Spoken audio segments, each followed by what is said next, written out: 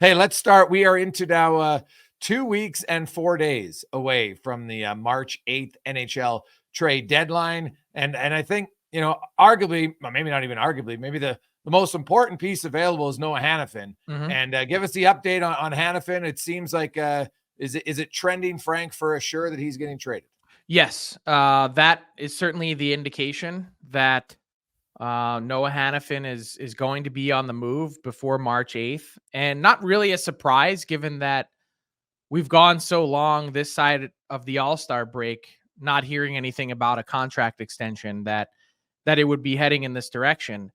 Now, this is going to stay consistent with what I've been reporting the whole time, which has been that Hanifin had expressed to the Flames way back a year ago that he did not want to play in Canada, that his preference was to play in the US. So near as I can tell, there are no Canadian teams that are pursuing him. Not the Toronto Maple Leafs, I don't believe the Edmonton Oilers. And when you add all those things up, I can't imagine that the Vancouver Canucks are there.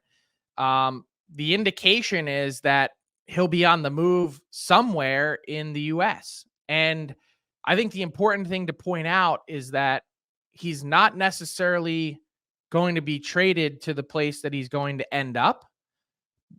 And it's possible that he does, of course. The indication that I have is if you were to, pinpoint it on a map, that I think the Hanifin camp has expressed to the Flames that he has interest in signing in Tampa Bay eventually when it's all said and done. So I don't know if you can, if they can steer a trade toward there, whether Tampa is willing to give up the assets required to make something like that happen, how much interest Tampa has in making, how mutual it is. But the Lightning are in need of defense. And as mentioned, if you look in Julien Brisebois' playbook with the Bolts, almost every guy that he's traded for in this last run has ended up staying with the team. Yeah. Hagel, Tanner Jeannot signed a 2-year extension after that massive trade. Nick Paul signed a 7-year deal. A lot of these guys the last few years that they've been aggressive, at least if you're moving out picks, that you're going to have a guy that stays. The problem for the Bolts in trying to pull something like that off is they just don't have the assets. They don't have a first-round pick until 2026. I don't see how they have the cap space, Frank, unless they're not re-signing Steven Stamkos. Like where's the cap space? Because I'm guessing Hanifin's like $7 million player. So I don't see where they're getting the cap space. The only guys that are UFAs is Stamkos at 8.5. Everybody else who's a UFA makes $800K or less. Well, you have to remember the cap is going up, and Stamkos, if he's staying, would probably be taking a bit of a discount. Yeah. And they've got some other UFAs at the bottom of their lineup. I mean, it is possible to piece it together. They only have $16 million committed to next year's cap on defense, 41 at forward. You got to add in Sergachev, excuse me. So that's 24.5. Yeah. That's 66. I'm doing math on the fly. They said there would be no math. That's 76 with their goalies. They've got about $10 million in space. Yeah, so you'd have to basically get Hanifin and Stamkos. Yeah. Again, just spitballing. So, and we also don't know what else everyone has up their sleeve, but I did have Tampa Bay on the list of suitors. When I wrote about Hanifin last week and did a deep dive on his game, I just think the tough part is trying to get a trade done. And is there any way that they could possibly squeeze him to going there? I don't know I don't know that it's a realistic possibility, meaning he might have to just go somewhere as a pure rental. Yeah, and even to make the trade work this year, you'd have to send some, I guess unless you're getting a third team in and retaining salary, you're not bringing much in, right? That's always the challenge. And, it will be interesting. He's a good left defenseman. There's no question about that. But, when you take out 4 of the teams that are going to make the playoffs, now you're down to 12 suitors, right? And so, Vegas doesn't need them. I don't think, right? They could use him. I mean, Shea Theodore isn't back yet, and but if they're going to need a replacement for Alec Martinez eventually next year, that's some cap space. That's a huge chunk of what you'd have to pay Hanifin.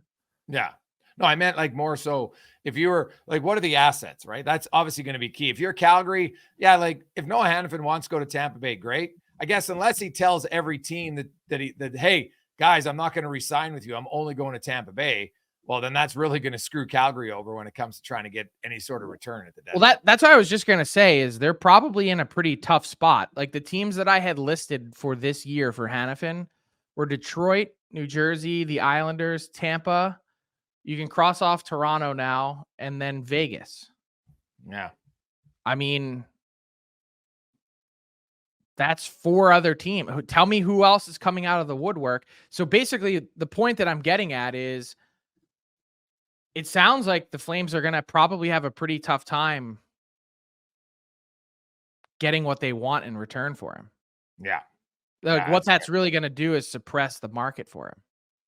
Do you think there's any chance for a massive blockbuster Markstrom and Hanifin to New Jersey, and then it becomes a huge trade? Again, is he willing to re-sign in New Jersey long term? Yeah. Why would you give up a ton? I understand the Markstrom part of it, but why would you give up a ton? He could help save their season this year, but is it worth a bunch of future assets for one playoff run when you're not even guaranteed to make it? I mean, the win in the Stadium Series certainly helped their season. They're 2 points back, but would you do that?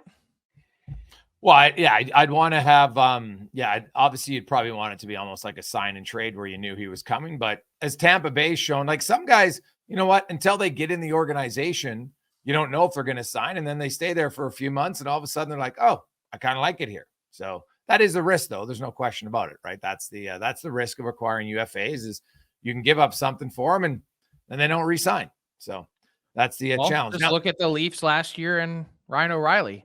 Yeah. Gave up a ton, tried to convince him to sign, and he's like, I came here for your months and I didn't like it. Yeah.